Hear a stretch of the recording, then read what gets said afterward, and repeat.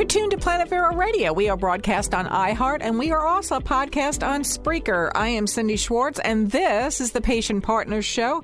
I have my co-host on Skype with me from Indiana, and she is named Jeannie Roller. Jeannie, how are you doing today?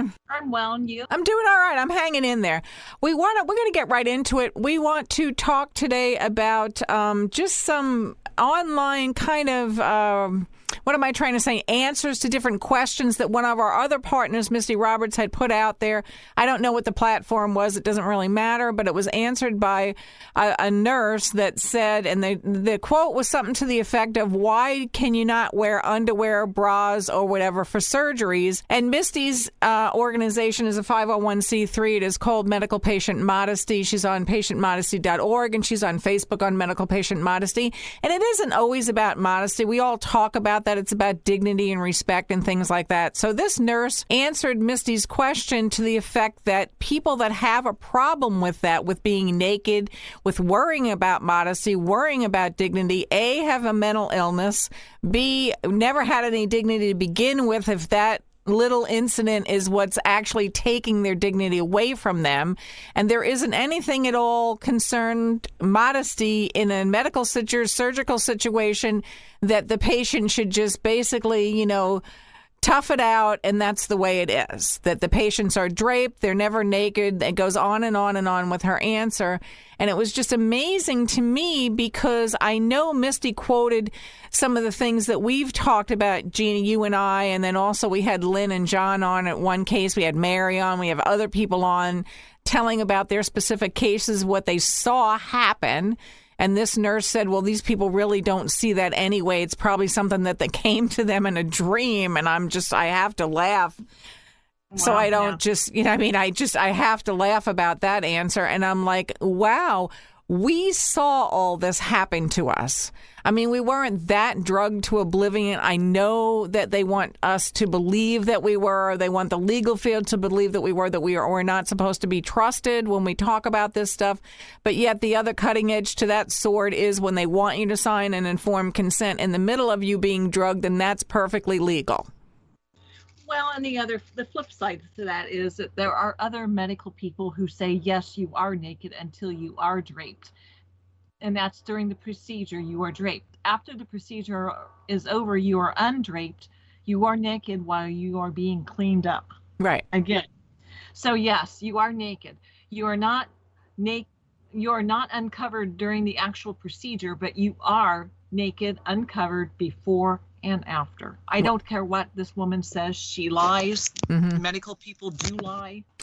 Well, the other thing, too, that she brought into it, and I kind of lost your connection a little bit, she brought into it is, well, you are always draped. Okay, well, you're right, Jeannie. You're not always draped. You are draped with the sterile cloths, when they actually set you up for the procedure and they betadine you and all that other stuff. I mean, I didn't go to medical school. I'm not trying to be flippant about it, you are, but the rest of the time, for most, you're naked. And the room is 60 degrees, and I'm sorry if they even throw a thin sheet over you, and it is a thin sheet, because I've seen them. I know firsthand information about it. You're freezing to death. You are. Well, actually, you are not draped when they do the betadine or the ChloraPrep, because they do not want to spill that. Right. And they don't want to take the time to slow down to do that. So you are totally naked until that stuff dries. Yeah, you're right. You are right. So I misspoke about that. So my answer to the woman was, the first thing is, there are umpteen doctors, other doctors that do that similar procedure without going through all that horror for the patient. So if you're going to do that legally, in my opinion, you need to tell us that that's what's going to be done so we can have our actual legal informed consent. Because, yes, some of us do bring baggage to the table. I don't know anyone that doesn't have baggage. So she is kind of right about that maybe you do suffer a little bit more or whatever, or maybe too much in her opinion, because you have mental illness, her word, not mine, That's why we want to know. We know what we can take as the patient. We know what we can't take. So tell us that this is what's going to happen, and we can go elsewhere to another doctor that does the procedure a different way. In my opinion, this nurse who said it is mentally ill if she doesn't realize that people do not have to be abused, sexually abused, to have a medical procedure done on them. She is the one that is mentally ill. Everyone deserves respect. Mm-hmm. It's her problem that she does not respect the patients that she works with and for.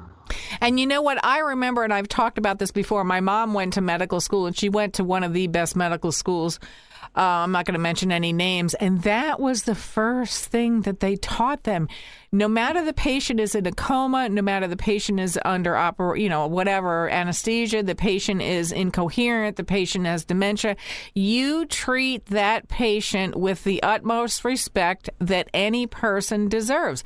You don't throw a patient up on an OR table like it's a piece of meat in a slab, start drawing and cutting all over them, and then at the end of the day, when they do see some of it or remember it, which people do, we're not all totally incoherent, you respect the patient and you don't say, well, you were under anesthesia, so it didn't matter. Yeah, it does matter.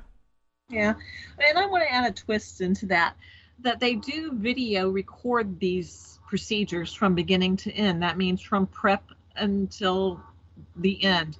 So not only are the people in the room seeing you naked, there are others, because they use these videos as roundtable discussions within a hospital system, or even take them to conferences. Now, supposedly they're supposed to, if they take them, they're supposed to, block out your face. But we know that that doesn't always happen, because there's been a couple of national medical magazines online that have shown patients' faces and their naked body parts. Mm-hmm. So no, that doesn't always happen.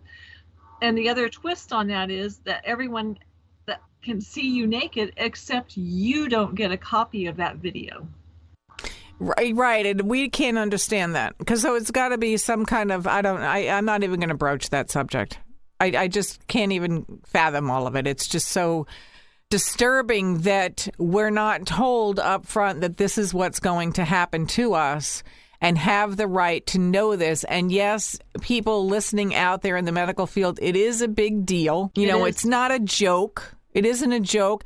And you know what? I get it, because I've had different jobs in different industries. And yes, the people in the industry, for the stress release and all that, you do make jokes and whatever. I'm not saying it's right, but you do make jokes or whatever. And I understand that. But you don't make the joke in front of the patient, to the patient, on the patient when you're on the table. We're not a joke. And you don't make the patient into a joke. Right. And Cindy, as well as I know, and my husband knows, that if you agree to have a certain part of your body exposed, like saying during a gynecological exam or during a prostate exam, that is your choice. You say yes. But when you have this done without your consent, you leave with the feeling that you have been sexually assaulted. Absolutely. Absolutely.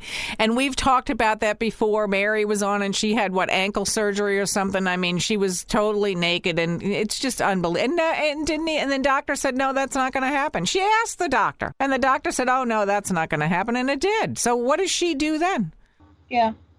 And truthfully, when patients are exposed unnecessarily, it is sexually assaulting, abuse, because there is no necessity in patients being totally naked for much of this. Well, right. And so how can these other surgeons do these same or similar operations and not have to go through all that? And also, we've said on other shows, mention the surgery specific underwear, undergarments, whatever that you can use. They have no problem with that, and the other side to it is, and so many doctors have told me this, a calm, an educated, a whatever patient is a better patient to do the operation, and you heal faster. Why are people being traumatized and tormented with all of this stuff with the buck up and shut up attitude? I mean, I'm at a loss for words. Well, on my Twitter feed, I talk about this quite a bit, that many of these medical people who do this kind of treatment, who have the nude patients, the naked patients, are medical people who believe that they own the patient while the patient is in that facility. They believe they have complete ownership over the patient. And you know what? On that note, I'm going to say stay tuned and keep listening to Planet Vero Radio. I think you're exactly right, Jeannie Rollo. How do we get to the bottom of that?